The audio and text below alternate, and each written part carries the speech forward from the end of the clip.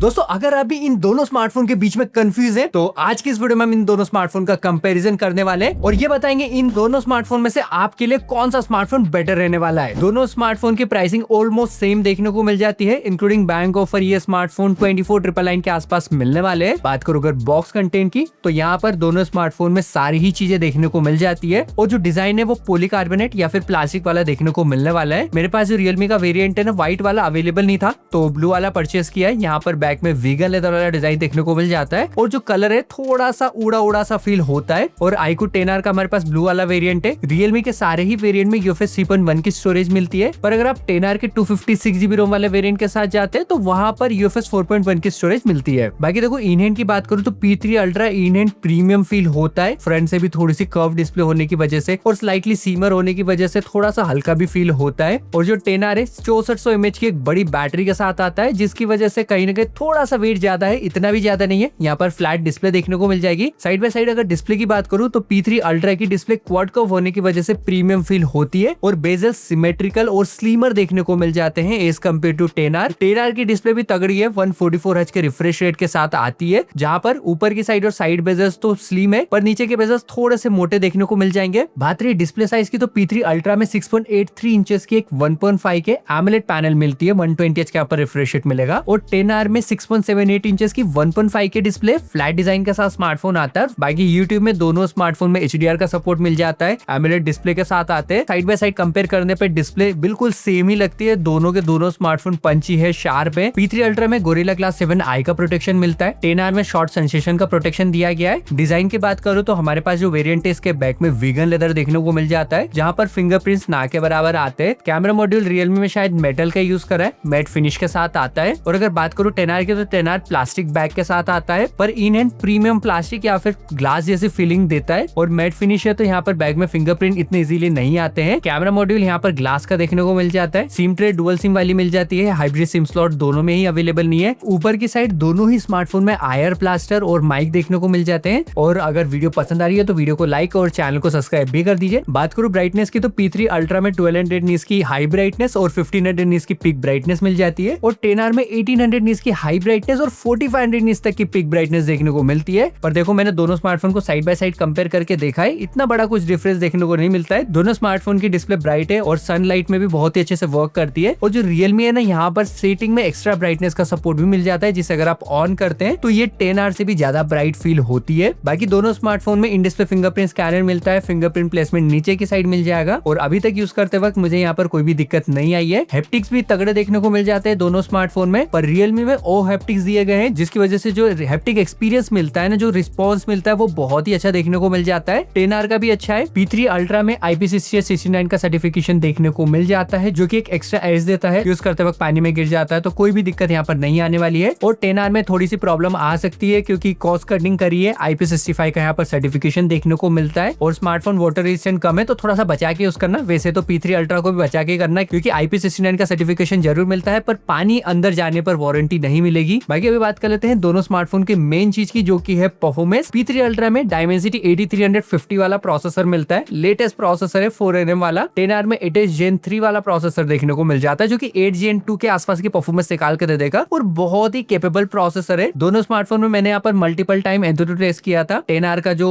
Antutu score है वो 14 लाख से 14,50,000 के आसपास आता है और जो P3 अल्ट्रा है इसका स्कोर 12,80,000 से 13,50,000 के आसपास देखने को मिल जाता है। परफॉर्मेंस के बारे में बात करेंगे, पर अभी बात कर लेते हैं बैटरी की। तो देखो P3 अल्ट्रा में 6000 mAh की बैटरी और 80 वोल्ट का चार्जर मिलता है और अपना जो 10R है यहाँ पर 6400 mAh का एक बड़ा बैटरा मिलता है, जो कि 80 वोल्ट के चार्जिंग स्पीड को सपोर्ट करता है। हमने इन दोनों स्मार्टफोन का कंप्लीट बैटरी ड्रेन टेस्ट किया है, वो वीडियो हमारे चैनल पे देखने को मिल जाएगी, उसे भी आप जरूर चेकआउट कर सकते हैं। बात करो अगर बैटरी बैकअप की तो P3 अल्ट्रा की बैटरी हमारे टेस्ट में 100 to 0% आने में 9 घंटे 30 मिनट का टाइम लगा है और 10R की बैटरी को 11 घंटे 10 मिनट के आसपास का टाइम लगा है। तो नो डाउट इसकी बैटरी थोड़ी से बेटर देखने को मिल जाती है। और मैंने दोनों स्मार्टफोन का गेमिंग टेस्ट भी किया था। गेमिंग यूजर्स के लिए यहाँ पर ट्रिनिटी इंजन और GT मोड देखने को मिल जाता है और iQOO Neo 10R में मॉन्स्टर मोड दिया गया है। P3 अल्ट्रा में BGMI में स्मूथ सेटिंग पे एक्सट्रीम प्लस का सपोर्ट मिलता है, मतलब 90 FPS की गेमिंग कर पाएंगे। और जो 10R है यहाँ पर BGMI में 120 FPS का सपोर्ट देखने को मिल जाता है। परफॉर्मेंस के मामले में नो डाउट 10R बहुत ही अच्छी परफॉर्मेंस के साथ आता है। और अगर नॉर्मल रैंक मैच खेलते हैं तो जो फ्रेम्स है वो 75 से 80-85 के आसपास देखने को मिल जाते हैं। यहाँ पर भी नॉर्मल रैंक मैच खेलने पे 110 115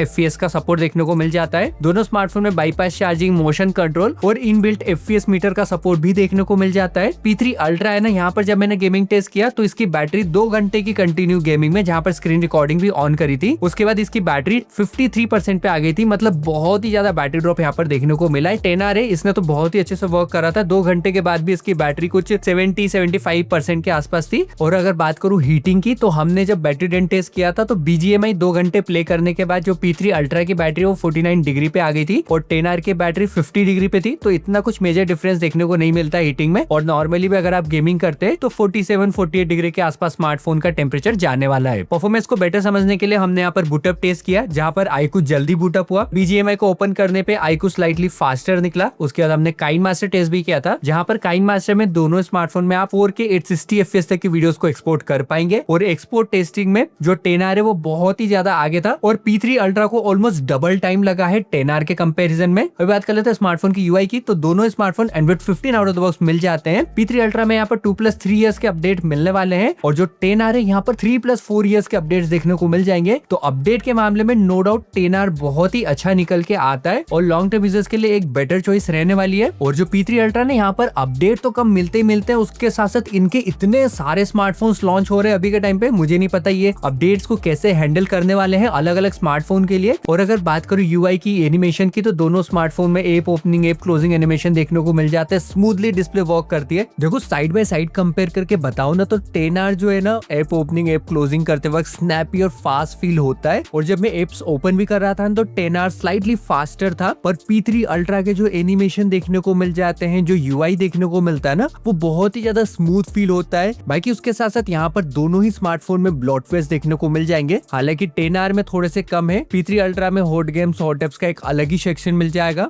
बात करो अगर नेटवर्क्स की, तो P3 अल्ट्रा में 16 5G के बैंड देखने को मिल जाते हैं और 10R में 10 5G के बैंड है। वैसे नॉर्मली अगर यूज करते तो कोई भी दिक्कत नहीं आने वाली है। यहाँ पर मैंने जियो और एयरटेल के सिम को यूज किया है। बाकी उसके साथ साथ डुअल माइक्रोफोन का सपोर्ट मिल जाता है। पर जो P3 अल्ट्रा है, यहाँ पर गूगल डायलर देखने को मिलता है, अनाउंसमेंट होती है। अगर आपको अनाउंसमेंट नहीं चाहिए तो थर्ड पार्टी डायलर को यूज करना पड़ेगा। 10R में जो इनबिल्ट डायलर आता है, वहाँ पर भी कोई भी कॉल रिकॉर्डिंग अनाउंसमेंट नहीं होती है। यहाँ पर दोनों स्मार्टफोन में 3.5mm हेडफोन जैक नहीं मिलता है, पर डुअल स्पीकर्स मिल जाएंगे। पर स्पीकर की क्वालिटी दोनों की बहुत ही जबरदस्त देखने को मिलती है। साइड बाय साइड जब तक कंपेयर नहीं करेंगे तब तक पता ही नहीं चलेगा। अगर कंपेयर करके बताऊं तो जो P3 अल्ट्रा का साउंड है ना, वो स्लाइटली बेटर देखने को मिलता है। इतना भी बड़ा डिफरेंस नहीं है, पर थोड़ी सी बेसी साउंड यहाँ पर देखने को मिल जाती है। और P3 अल्ट्रा में अल्ट्रा वॉल्यूम मोड देखने को मिलता है, जिसे अगर आप ऑन करेंगे तो जो ऑडियो है वो और भी ज्यादा लाउडर हो जाएगी। वहीं दूसरी तरफ जो 10R है, यहाँ पर भी जो साउंड है वो अच्छा निकल के आता है, पर थोड़ा सा as compare to P3 ultra थोड़ा सा पतला लगता है, मतलब इतना ज्यादा भी नहीं। अभी बात कर लेते हैं कैमरे की। दोनों ही स्मार्टफोन में बैक में डुअल कैमरा का सपोर्ट मिलता है। 10R में 50+8 मेगापिक्सल का डुअल कैमरा मिलेगा, IMX882 वाला सेंसर है। P3 अल्ट्रा में भी 50+8 मेगापिक्सल का डुअल कैमरा मिल जाता है। सेल्फी कैमरा दोनों में ही थोड़ा सा डिफरेंट मिलता है। P3 अल्ट्रा में सिर्फ 16 मेगापिक्सल की सेल्फी मिलती है और 10R में 32 मेगापिक्सल की क्वालिटी देखने को मिल जाती है। बात करूं अगर कैमरे की क्वालिटी की, तो देखो दोनों स्मार्टफोन के कैमरास बहुत ही ज्यादा अनप्रेडिक्टेबल है। कभी 10R की फोटोज अच्छी आती है, कभी P3 अल्ट्रा की फोटोज आती है। ओवरऑल बात करूं तो 10R की जो फोटोज है वो थोड़ी सी मतलब वाइट साइड में रहती है, मतलब थोड़ा सा हाईलाइट और शेडो पार्ट ज्यादा रहता है। और अगेंस्ट द सन वाली फोटोज में 10R की फोटोज थोड़ा सा स्ट्रगल करती है। P3 अल्ट्रा की फोटोज अच्छी है, सेचुरेटेड है और यहाँ पर थोड़ा वार्मर टोन देखने को मिल जाता है। दोनों स्मार्टफोन के लेंस में फ्लेयर भी देखने को मिल जाएगा। और नाइट की बात करूं तो नाइट में देखो जो कलर है, स्किन टोन है, वो 10R का बेटर निकल के आता है। बात करो अगर वाइड एंगल कैमरे की, तो वाइड एंगल कैमरे में P3 अल्ट्रा थोड़ा सा पंच आउट होता है, थोड़ा सेचुरेटेड यहाँ पर फोटोज देखने को मिल जाएगी। 10R उसी के कंपैरिजन में थोड़ा नेचुरल फील होता है। 10R की फोटोज वार्मर है और P3 अल्ट्रा की फोटोज यहाँ पर कूलर देखने को मिल जाती है। सेल्फी फोटोज की बात करो तो बहुत ज्यादा अनप्रिडिक्टेबल सेल्फी कैमरा है, कभी 10R बेटर निकलता है, कभी P3 बेटर निकलता है। बात करो अगर वीडियो की, तो वीडियो में देखो रियलमी की जो वीडियो है ना, थोड़ी सी कॉन्ट्रास्टी देखने को मिल जाती है, थोड़ी सी मतलब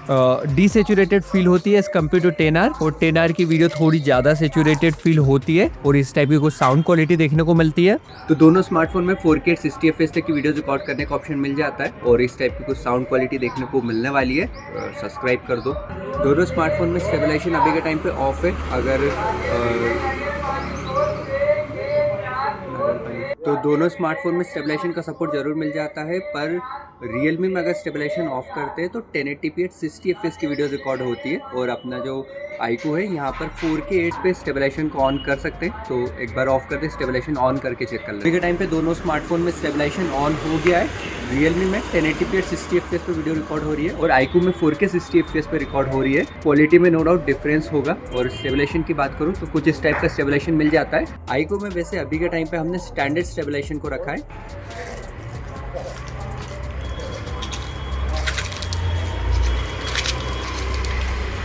तो दोस्तों ये तो था हमारा कंपैरिजन इन दोनों स्मार्टफोन के बीच में, और होपफुली अभी तक आप डिसाइड कर पाए होंगे। अगर मैं अपने पर्सनल व्यूज बताऊं तो अगर आपको परफॉर्मेंस सेटिंग स्मार्टफोन चाहिए या फिर गेमिंग स्मार्टफोन चाहिए तो हमारा जो विजेता है वो 10R निकल के आता है, जहां पर परफॉर्मेंस के साथ साथ कैमरा भी अच्छा मिल जाएगा और लंबे टाइम तक अपडेट्स देखने को मिलने वाले हैं। बड़ी बैटरी कैपेसिटी यहाँ पर मिल जाएगी। बात करूं P3 अल्ट्रा की, अगर आपको एक लाइटर स्मार्टफोन चाहिए जहां पर डिस्प्ले तगड़ी मिल जाए, लुक एंड डिजाइन अच्छा हो, तो P3 अल्ट्रा के साथ आप जा सकते हैं। पर ओवरऑल इन दोनों के बीच में से 10R एक बेटर चॉइस रहने वाली है। और अगर आपको इन दोनों स्मार्टफोन का कंपैरिजन X7 Pro के साथ चाहिए तो नीचे कमेंट में जरूर बता देना। और आज की इस वीडियो के लिए बस इतना ही। मिलूंगा मैं आपसे अगली वीडियो में, तब तक के लिए जय हिंद दोस्तों।